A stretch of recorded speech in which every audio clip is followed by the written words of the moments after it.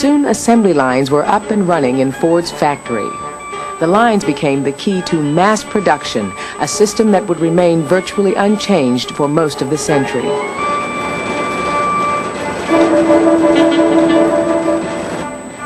A network of clanging conveyors was used to deliver parts to an exact point on the line. They were running with the length of the building, like carrying the parts. Instead of you carrying it by hands, the conveyors would carry it on the lines. And it was really marvelous the way things moved. Not one brain was doing that. There was a lot of brains working together.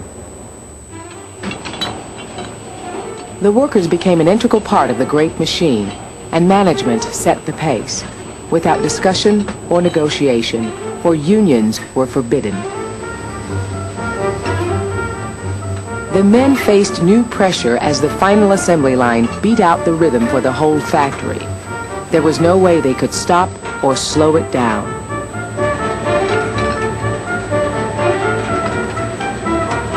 Few stood the pace and din for long.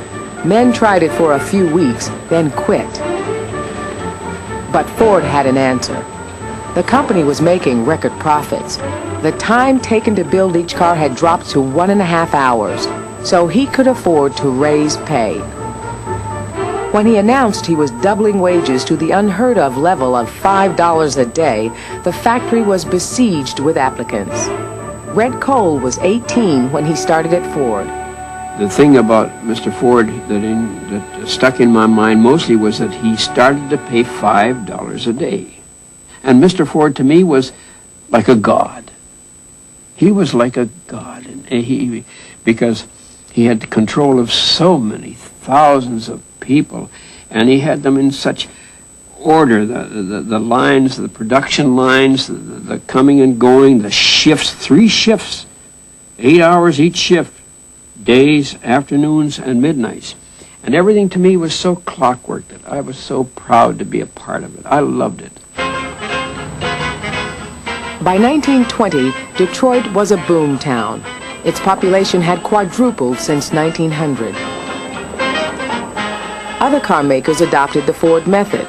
Ford's recipe, mass production, low costs, high wages, was creating not only cheap cars, but well-paid workers. By the mid-1920s, Ford had built the largest factory in the world. At the River Rouge plant, coal, iron, sand, and rubber were delivered at one end, and 2,500 Model Ts a day streamed out the other. Up to 80,000 men worked there. I was lost. I was really lost with the size of it and the noise of it, and where you hung your clothes, and where you eat your lunch. Where did you put your lunch? You just didn't know, and you was afraid to go any place. Seeing these fellas doing one thing, somebody else is doing another thing, and all this different machinery. It was amazing to see all this. It was amazing. Above all, it was the constant supply of new men arriving in Detroit that made it possible. The company set the terms. If they worked fast and obeyed orders, they got the wages. Over 70% were recent immigrants, so the company had its own language schools. I fill the kettle with water. They were coming here from all over the world. They were just all the different nationalities that were piling in here for the $5 and $6.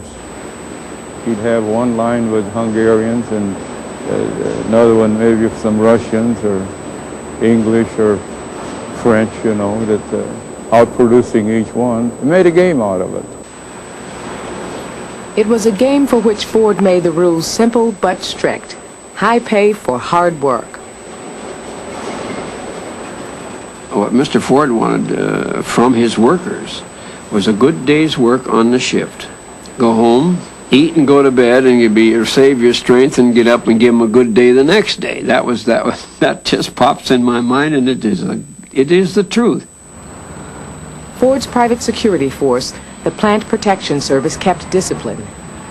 Anyone who recruited for the unions was fired. Company spies kept a lookout for those considered to be troublemakers. Ford stressed all the material benefits high pay could bring. Workers were encouraged to put part of their wages aside each week to save for their own car through a company-run plan.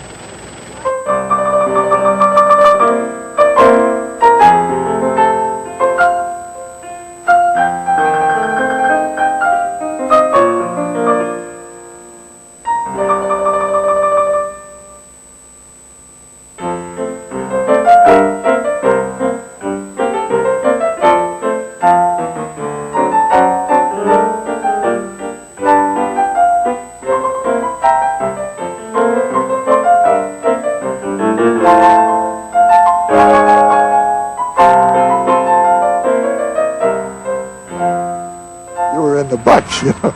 You could afford this, you could afford that, you could afford a new car. In 1924, the 10 millionth Model T rolled off the line.